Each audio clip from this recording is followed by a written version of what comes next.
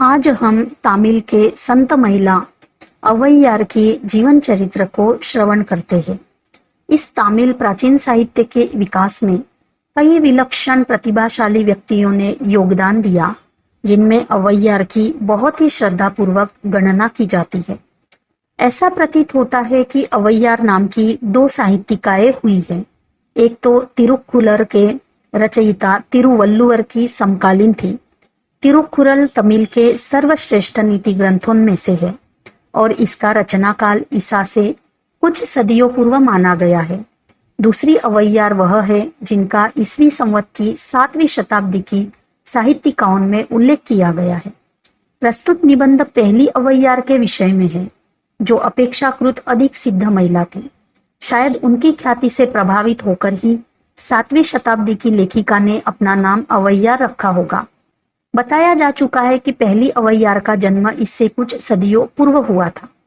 तो क्या आश्चर्य जो इस लंबे अंतराल में तपस्विनी अवैयार का जीवन चरित्र श्रद्धालु जनों द्वारा प्रचालित उपाख्यानों और चमत्कार गाथाओं से आच्छादित हो गया है।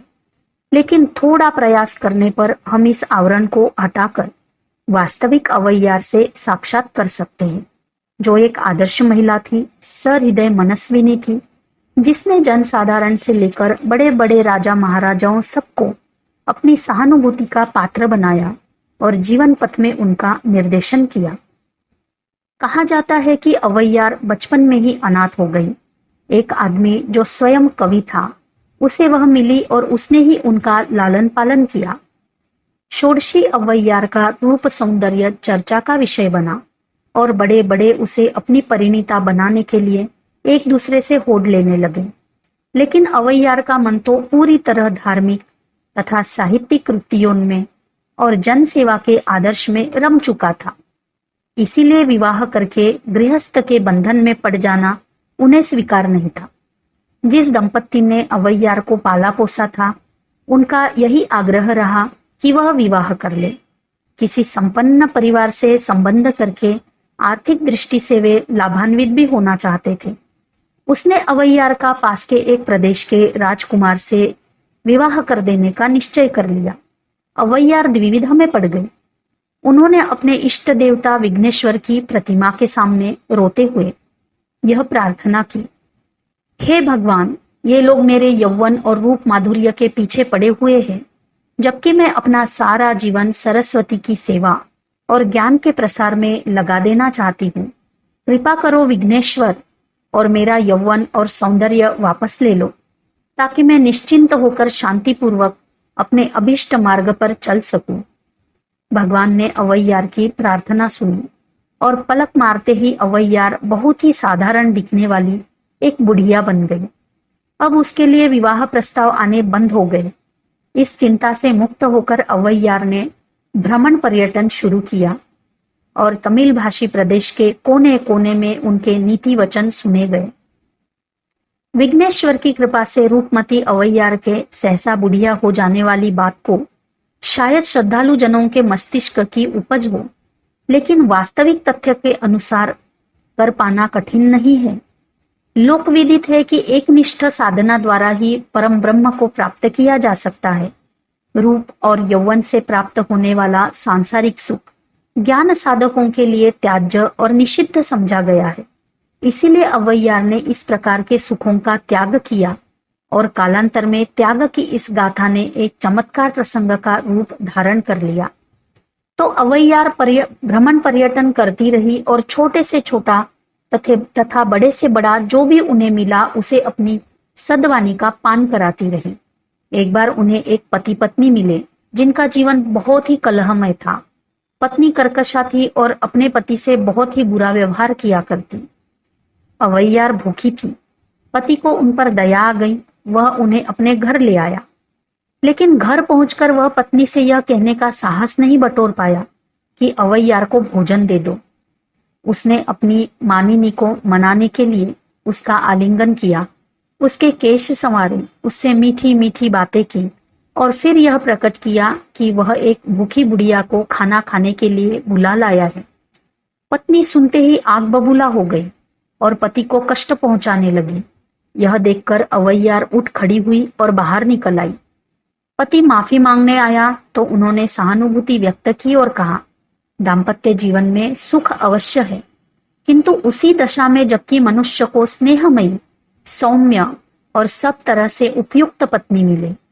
लेकिन जब ऐसा नहीं होता, दाम्पत्य जीवन नरक बन जाता है। इस परिस्थिति में यही उचित है कि गृहस्थ का त्याग करके संन्यास ले लिया जाए। इस प्रकार एक बार तमिल प्रदेश का भ्रमण करते हुए अवैयार की भेंट एक किसान से हुई, जो अपने खेतों में काम कर रहा था। उसकी पत्नी, जो बहुत ही स्नेहमयी थी, उससे खेती बाड़ी छोड़कर पास के एक राजा के यहाँ जाने का अनुरोध कर रही थी। पति पत्नी ने अवैयार से इस विषय में परामर्श किया। अवैयार बोली, नदी किनारे के वृक्ष और राजा के चाकर दोनों का अस्तित्व अपूर्ण है। वह कभी भी खत्म हो सकता है। कृषि सर्वोत्तम वृत्ति है और किसी व्यवसाय में इतनी स्वाधीनता और गरिमा नहीं हो सकती जितनी कृषि क्षेत्र में है। तमिल प्रदेश के विभिन्न इलाकों के नरेश अवैयार का बहुत आदर सम्मान करते थे। अवैयार को अपने दरबार में आमंत्रित करने के लिए उनमें होड़ मची रहती थी। एकाध बार जब युद्ध का संकट आया तो अवैयार ने मध्यस्थता करके विभिन्न नरेशों में संधि करा दी। अवैयार ने कहा, युद्ध राजाओं की महत्वाकांक्षाओं के कारण होते हैं, लेकिन उनकी यातना दोनों ओर के जनसाधारण को समान रूप से भुगतनी पड़ती है। अवैयार ने युद्ध की विभीषिका का बहुत ही सजीव वर्णन किया और लोगों को शांति का मार्ग अपनाने का उपदेश दिया। यद्यपि विदुषी अवैयार को उत्सुक नरेशों के आग्रह पूर्वक निमंत्रण मिलते ही रहते थे, तथापि वह उनसे दूर ही रहती थी। सरल आडंबरहीन जीवन उन्हें पसंद था और वह हमेशा साधारण ग्रामीण जनों से घिरी रहती थी। वह जहां भी जाती गरीबों के साथ रहती, उनके जैसा रूखा सूखा खाती और छोटा मोटा पहनती, उनके सुख दुख में शामिल होती तथा चिंता और व्यथा के समय उन्हें परामर्श देती। हर व्यक्ति उनसे स्नेह करता था, यहाँ तक कि उनका नाम ही जगत दादी पड़ गया था। अवैयार बहुत ही वृद्धावस्था में मरी और आजीवन जन जन का कल्याण करती रही। अवैयार ने अनेक नीति ग्रंथों की रचना की, जिनमें से कई आज तक पाठशालाओं में पढ़ाए जाते हैं। संत अवैयार के कुछ सीखने योग्य बातें हम यहाँ पर सुनते हैं। उत्तेजित करने वाली बात न कहो, दान करना अपना धर्म समझो, करने से पहले ऊंच नीच सोच लो, अपनी बुद्धि पर वृताभिमान न करो। चावल के बीज के छिलके से चावल ही का अंकुर फूटता है, लेकिन अगर छिलका न हो तो धान उग ही नहीं सकता।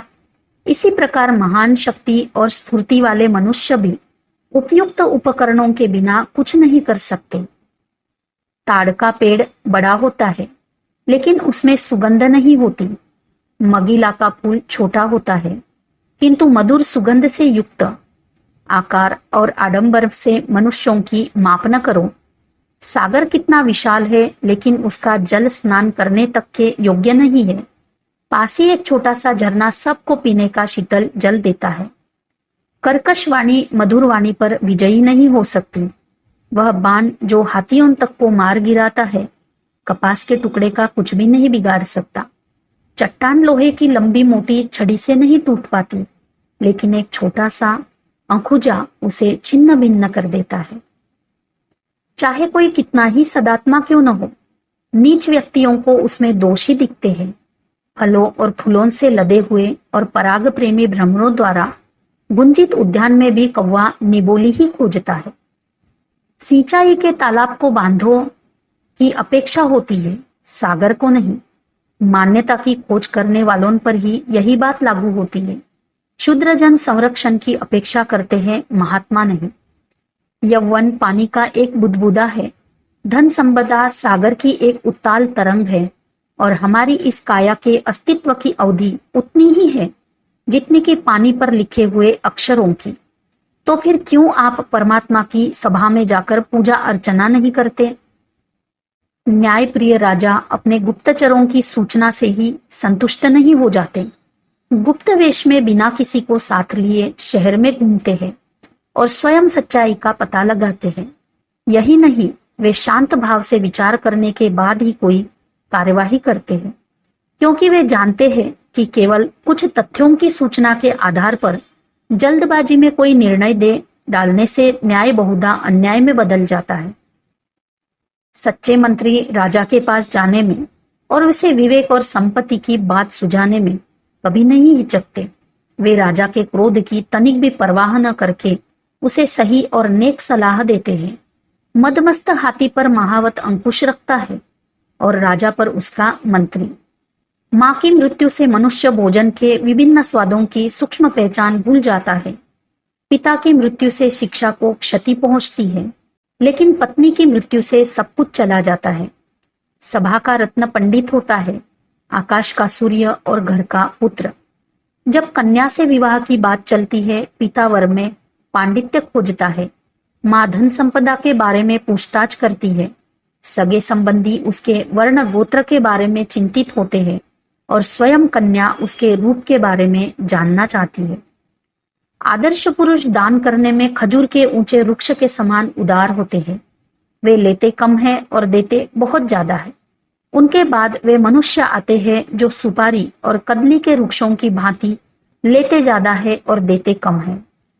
चंद्र किरणें शीतल होती है, चंदन का लेप उनसे भी अधिक शीतल होता है, लेकिन सबसे अधिक शीतल होते हैं उन महात्माओं के मधुर वचन जिन्होंने प्रेम, अध्ययन, मनन और धैर्य का मार्ग अपनाया है।